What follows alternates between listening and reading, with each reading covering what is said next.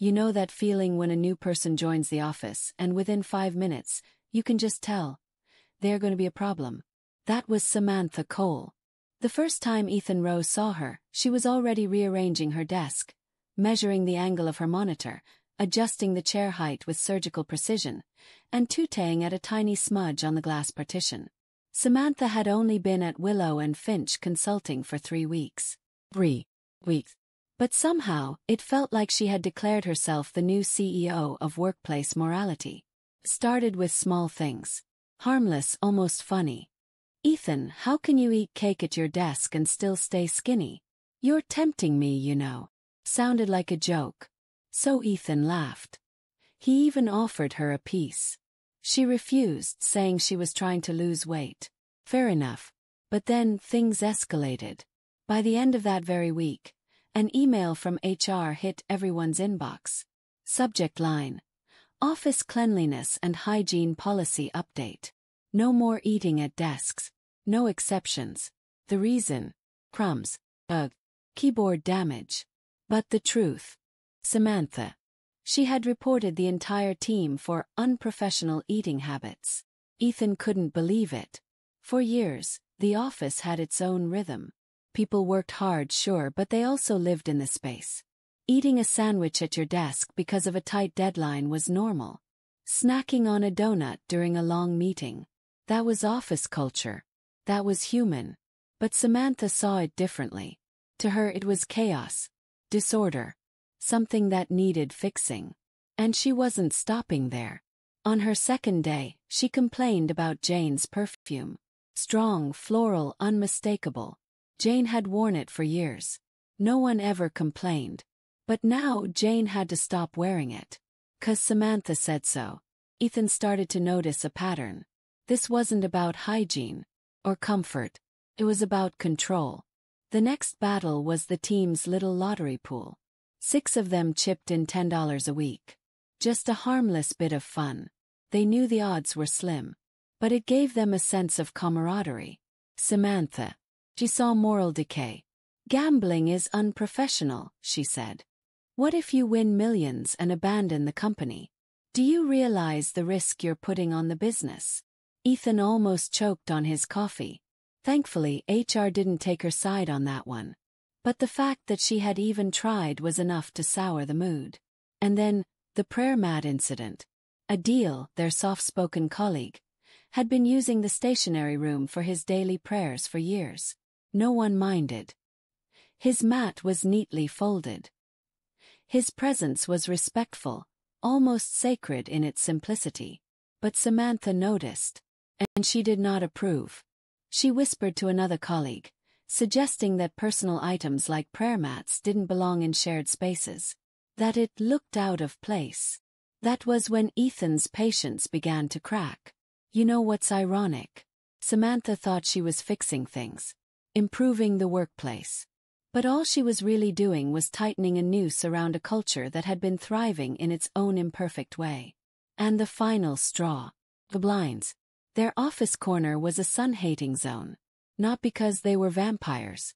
But because every afternoon, the sun would hit their monitors at an angle that made it impossible to see. Simple. Practical.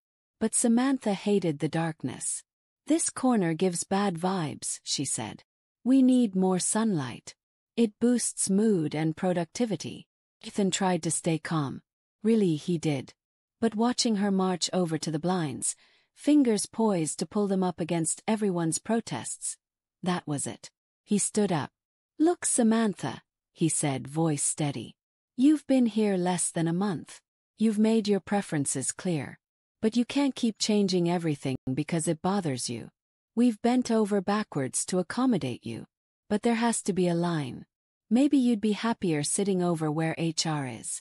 It's always bright there. And frankly, you seem to get along with them better than with us. The office went silent. Samantha's face turned pale, then flushed crimson. You're bullying me, she said quietly. You hate women. You're a sexist bully. I'm reporting you to HR.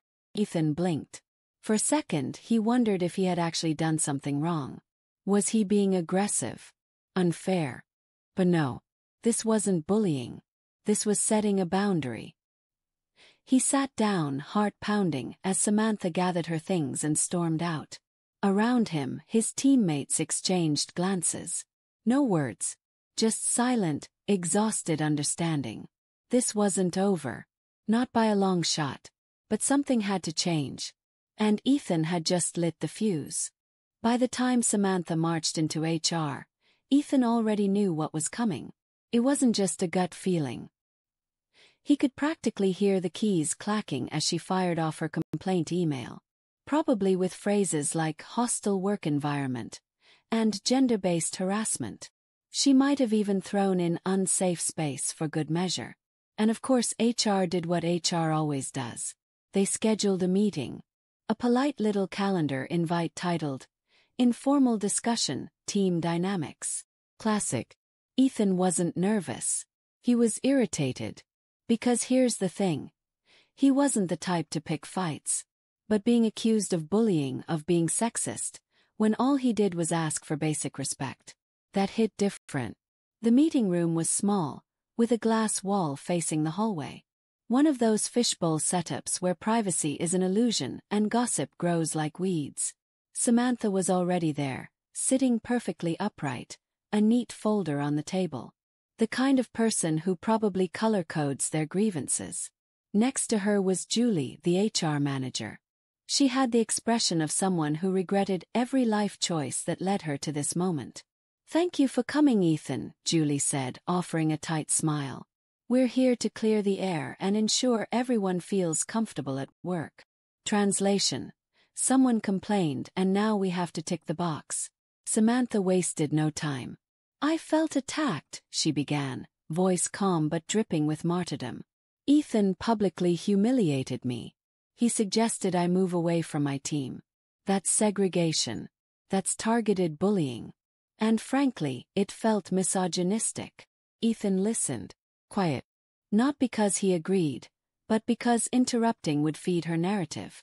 When she finished, Julie turned to him. "Ethan, would you like to share your perspective?" He nodded slowly. "I'll be honest, Julie. This isn't about gender. It's not even personal. Samantha has made it her mission to change every single habit in this office because she finds them uncomfortable. First it was the snacks, then the perfume, then our harmless lottery pool. Even Adil's prayer mat wasn't spared. And now she's dictating how we use the blinds." He leaned forward slightly. "All I did was suggest a solution. She wants sunlight. There's a bright area by HR. No one else sits there." Made sense. But somehow, asking for compromise has turned into an accusation of bullying. Julie scribbled something in her notebook. Samantha bristled. "This is gaslighting. You're making me out to be the villain for wanting a better work environment." Ethan took a breath. "I'm saying you're not the only person here. Respect isn't about getting your way every time. It's about balance. And frankly, the balance has been off since you arrived." The room fell into that heavy silence. The kind that settles when the truth lands. Julie cleared her throat. "I understand both sides," she said, defaulting to corporate neutrality. "Perhaps we need to revisit some ground rules.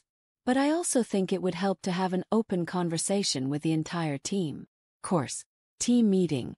Because nothing says solution like awkwardly sitting in a circle, pretending this isn't personal."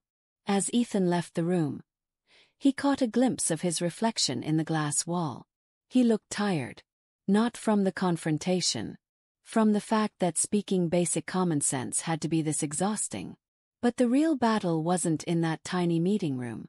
It was outside in the hearts and minds of his teammates. And Samantha wasn't done fighting. Not even close.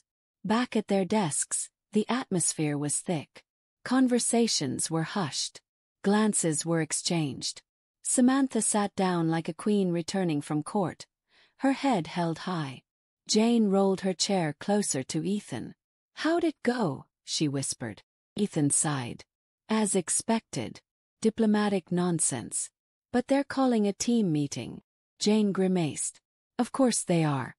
Corporate loves a good, let's all share our feelings circle." The next few days were tense. Samantha kept her distance. But not her complaints. Every little thing was now a microaggression in her book. The IT guy's ringtone. Too loud. A colleague wearing headphones. Disrespectful. Someone reheating fish curry in the microwave. Offensive. Ethan could almost admire the dedication. She was a one-woman HR machine. But while Samantha kept pushing her narrative, something unexpected happened. The team began to quietly push back. Started small. Adil politely invited Samantha to join him for coffee, a subtle way of saying, "We're not enemies." Jane brought in a tray of cupcakes and left them in the pantry, with a sticky note that read, "Free for all unless HR says otherwise." Even Bob, sweet Bob, wandered by Samantha's desk and handed her a Pikachu keychain with a goofy smile. It was office diplomacy at its finest. But the cracks were showing. The team wasn't angry. They were tired. Tired of walking on eggshells. Tired of tiptoeing around one person's rigid vision of perfection. And when people get tired enough, they stop being silent. The team meeting was set for Friday afternoon. Ethan knew it would be a turning point. Either they'd regain their office culture, or they'd drown in a sea of policy memos. As he walked into the meeting room, he saw the familiar faces. The IT guy. The Filipino colleague who occasionally brought smelly lunches. All of them present. All of them united, even if silently. Samantha was already seated, papers in front of her like ammunition. Julie, the HR referee, opened the floor.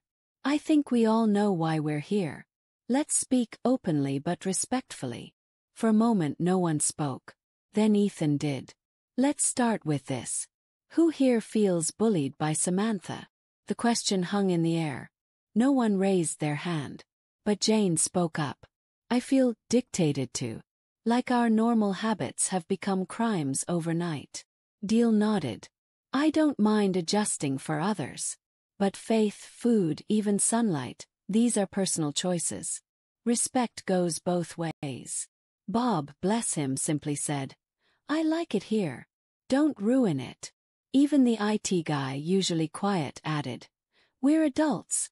We solve problems by talking, not tattling." Samantha's face was a mask of controlled outrage. "I was trying to improve things," she insisted. "Make it more professional."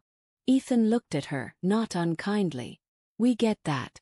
But you walked into an established culture and tried to flip it upside down. You never asked. You just demanded." The room was quiet again. But it wasn't hostile. It was honest. Julie took a deep breath. "I think what we're seeing is a clash of expectations. Samantha, your concerns are valid, but the approach matters. The team feels unheard. That needs to change." It wasn't a victory speech. But it was enough. For now. As the meeting wrapped up, Samantha gathered her things, slower this time. Ethan approached her. "I meant what I said, Samantha. It's not personal. But if you want to be part of this team, you have to meet us halfway." She didn't reply. But she didn't file another complaint, either. Small steps. Outside, the office hummed back to life. The blinds stayed down. The cupcakes vanished quickly. Bob high-fived Jane. And for the first time in weeks, Ethan felt the tension ease. The war wasn't won. But the battle was. And sometimes that's enough. For today. After that meeting, you'd think things would go back to normal. But life's never that simple, is it? Samantha didn't storm out. She didn't file another complaint. But she also didn't mingle. She sat at her desk, perfectly poised, headphones in, staring at her screen like she was solving world hunger. To everyone else, it was a truce. To Ethan, it felt more like a ceasefire. Temporary. Fragile. But then something happened that changed everything. It was a Thursday. Quiet afternoon. The office had that lazy hum, the sound of keyboards, soft laughter, the occasional ring of a phone. Ethan was heading to the break room when he saw her. Samantha. Not at her desk. Not scolding anyone. But in the storage room. Crying. Not loud, not dramatic. Just sitting on a low shelf, head down, shoulders shaking. For a split second, Ethan considered walking away. This wasn't his fight. But then he remembered what it felt like to be the odd one out. To feel like the whole room was against you. And he realized, maybe Samantha wasn't a villain. Maybe she was just lonely. He knocked gently on the doorframe. "You okay?" She stiffened, wiped her face quickly, tried to fix her expression into that perfect professional mask. But it was too late. He had seen the cracks. "I'm fine," she said, voice hoarse. "Liar," Ethan said softly, leaning against the wall. "Look, I get it. You think we're a bunch of sloppy, unprofessional dinosaurs. And maybe we are. But this isn't how teams work, Samantha. You don't win people over by filing reports. You win them by, I don't know, being human." She laughed, bitter and small. "Easy for you to say. You're part of the club." Ethan raised an eyebrow. "What club?" "The invisible one," she said. "The people who belong. Who know the jokes, the routines, the rules. I've never been good at that." And just like that, the walls came down. She told him about her first job. A small firm in another city. Strict, pristine, where eating at your desk was a fireable offense and personal items were banned from view. She thrived there because everything was clear. Rules were rules. Then the company downsized. She moved here to Willow and Finch. And suddenly there were no rules. People ate cake at their desks. They joked about gambling. Someone even prayed in the storage room. It wasn't wrong, but it was overwhelming. "I didn't know how to fit in," she admitted. "So I tried to fix what I didn't understand. Make it more like the place where I felt safe." Ethan listened. It wasn't an excuse. But it was an explanation. "You know," he said, "the reason this place works is because it's messy. It's not about rules. It's about respect. Jane's perfume. Yeah, it's strong. But if you had just asked her nicely, she would have switched it for you. Same with the blinds. Same with everything. You don't need to call HR to get people to listen. You just need to talk to them." She looked down. "I thought if I wasn't in control, I'd be invisible." Ethan smiled gently. "Control doesn't make you visible. Being real does." For the first time, Samantha looked unsure. Vulnerable. Human. That's the thing about people. You never know their whole story until you stop trying to win the argument and start listening. Ethan left her there, giving her space. But the next morning something changed. When he arrived, there was a tray of muffins on the kitchen counter. No note. No fanfare. But everyone knew who brought them. Small steps. Later that day, Samantha approached a deal. Not to complain, but to ask, "Would it be okay if I sat in the storage room during your prayer time?" Not to interrupt. Just to take a quiet moment. Deal smiled. Warm. Welcoming. Of course. It's a peaceful time. Jane noticed too. At lunch, she offered Samantha a perfume sample. Lighter, floral but softer. "Thought you might prefer this one." "No HR required," she said with a wink. Bit by bit, Samantha was starting to get it. Not because Ethan or anyone else had forced her to, but because she chose to listen. And Ethan. He learned something too. Not every battle needs a sword. Sometimes what people need is someone to simply say, "Hey, I see you." By the end of the week, the office wasn't perfect. The blinds still stayed down in the afternoon. People still ate at their desks. The lottery pool was alive and well. But Samantha was no longer the outsider. She was just part of the team. And that, Ethan thought, was a bigger victory than any HR report could ever give. The funny thing about redemption never happens all at once. It's not some grand apology speech. No violins. No slow clap. Most of the time it's subtle. Quiet. Like the sound of office keyboards tapping in the background. And that's exactly how Samantha began to change. The week after their little heart-to-heart in the storage room, Ethan noticed something different. It was softer. Not weak. Not apologetic. Just less sharp around the edges. She started using the office chat instead of tapping people's shoulders. She asked, "Would you mind?" before making requests. Even the way she spoke was different. Less rigid. More curious. She didn't just tolerate the office quirks. She asked about them. Like when Bob, the Down syndrome assistant, came in wearing a ridiculous Pikachu hat, grinning ear to ear. Before, Samantha might have filed a complaint. But this time, she smiled. Genuinely. Nice hat, Bob, she said. He beamed. But huge. One afternoon, Jane was refilling her water bottle when Samantha approached her. I wanted to say, I was wrong about the perfume thing. You didn't deserve how I handled that. Jane, never one to sugarcoat, replied. Damn right I didn't. But thanks. Truce. Samantha nodded. And just like that, a new foundation was laid. Even the lottery pool, her sworn enemy, saw a twist. Ethan was collecting the weekly contributions when Samantha surprised everyone. I still don't want to gamble, she said. But I'll pitch in for snacks. Office morale and all.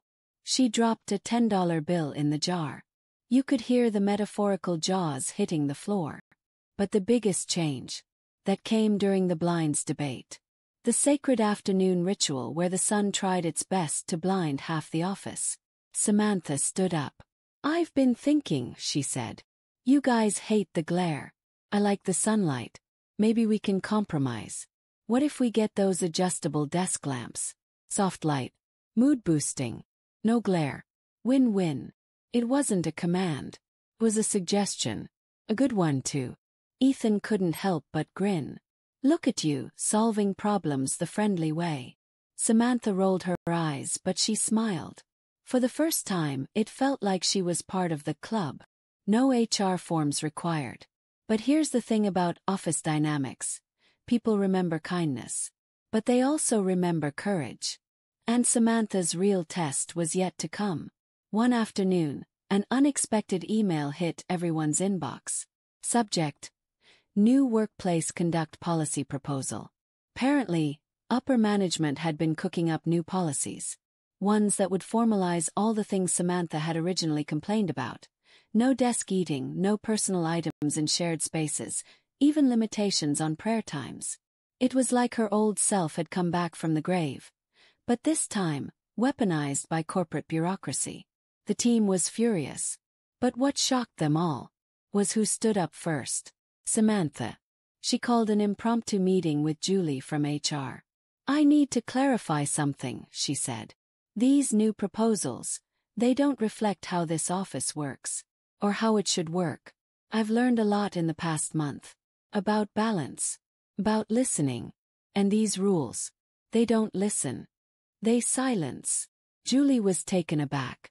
But Samantha wasn't finished. I came in here thinking control was the solution. I was wrong. What this office needs isn't more rules. It's more respect. Ethan watched from the back of the room, a slow smile spreading. The same woman who once reported Bob for being inappropriate was now the one defending office culture. Talk about a full circle moment. The proposals were sent back for revision. The team let out a collective sigh of relief. And this time when Samantha passed by, no one avoided her gaze. She had earned her place, not by forcing change, but by changing herself. Later that evening, as the office lights dimmed and people packed up, Ethan found himself by Samantha's desk. Not bad, Cole. Not bad at all. She glanced up, smirking. I told you. I'm a fast learner. He chuckled. You're a slow listener, though. She laughed genuinely. I'll take that. And as they walked out together, something became clear. This wasn't about blinds or snacks or lottery tickets. It was about learning how to coexist. How to disagree without dividing. How to fit in without erasing what makes you different. And in that lesson they had all grown. Samantha most of all. It was strange how quickly the energy in the office shifted. Just a few weeks ago, Samantha Cole had been the most divisive person at Willow and Finch. Every conversation about her had started with a sigh and ended with an eye roll. Now she was part of the team. Not the center of it. Not the queen of rules. But part of it. And sometimes that's the best victory. But life, of course, wasn't ready to let things be that simple. One morning the office received an unexpected visit. It was from upper management, The kind of folks who wore suits a little too stiff and smiled a little too wide. They walked through the office, clipboards in hand, making notes, whispering, glancing at desks like they were judging a museum exhibit. Rumor had it they were here for a culture audit. Ethan knew what that meant. Policies, restrictions, an attempt to turn their warm, chaotic corner of the office into yet another cold, lifeless box. Samantha must have known it too. But this time, instead of staying quiet, or worse, filing a complaint, she did something no one expected. She invited them for coffee. In the break room. With everyone. "We've got great coffee here," she said, smiling. "You should see how we do things around here." It was bold, risky, but it worked. The meeting became less of an audit, more of a conversation. She showed them how Adil's prayer mat was neatly kept, how Bob's quirky habits were embraced with respect, how Jane had switched to a softer perfume after a simple conversation. No HR memo needed. She even explained the desk snacking policy. "People here work hard," she said. "Sometimes deadlines don't wait for lunch breaks. We clean up after ourselves. It works because we respect each other." Ethan watched her, arms crossed, a proud grin on his face. This wasn't the Samantha who tried to control everything. This was someone who had learned to lead by example. The management team left impressed. No new policies. No forced changes. And the office felt lighter. As if an invisible weight had been lifted. That afternoon, Samantha found herself by the storage room again. Not hiding. Just thinking. Ethan walked by, paused. "Funny how this room used to be your battleground." She smiled. "Funny how wrong I was about everything." Ethan shrugged. "Not everything. You were right about the coffee machine. We owe you for that one." They both laughed. Then, more quietly, she said, "You know why I tried so hard to fix this place?" Ethan raised an eyebrow. "Because chaos scares you. Because I thought if I didn't make myself useful, I'd disappear." That hit harder than he expected. It wasn't about power. It was about fear. Fear of being irrelevant. Fear of being overlooked. Samantha wasn't trying to destroy their culture. She was just trying to prove she mattered. And that's a feeling Ethan knew all too well. "You don't need to fix everything to matter, Samantha," he said. "You just need to show up. Be human. That's more than enough." She looked at him, eyes softer. "Thanks, Ethan. Really." He smiled. "For what it's worth, you made us better too. A little structure isn't a bad thing. Just, not at the cost of what makes us human." As the sun set, casting that familiar orange glow through the blinds, still partially down by mutual agreement, the office hummed with a rare harmony. Samantha wasn't a hero. She wasn't a villain. She was just a person who got lost in her own need for control. And now she was found. The next team meeting wasn't about policies. It was about planning the office's anniversary party. Samantha volunteered to organize it. This time not as the rule enforcer, but as the person who finally understood what the team was all about. When the party day came, it was perfect. Adil brought traditional snacks. Jane wore her signature perfume, lightly. Bob danced in his Pikachu hat. Even the blinds stayed down until after lunch, then halfway up as a compromise. Ethan watched Samantha mingling, laughing, relaxed. It wasn't a fairy tale ending. It was better. It was real. And that's when the final lesson settled in. Respect isn't about agreeing on everything. It's about learning to live with each other's quirks. Understanding that culture isn't built with policies. It's built with people. Messy, flawed, beautiful people. And sometimes, the ones who try to control the most are just the ones who are scared of being forgotten. By the end of the night, as the last cupcake disappeared and the office lights dimmed, Ethan found himself next to Samantha once again. "You did good, Cole." He smirked. "Team effort, Ro." For the first time, those words weren't just polite. They were true. And that, Ethan thought, was the best win of all. Final moral message. You can't force respect with rules. You earn it with empathy. You know that feeling when a new person joins the office and within 5 minutes, you can just tell they're going to be a problem. That was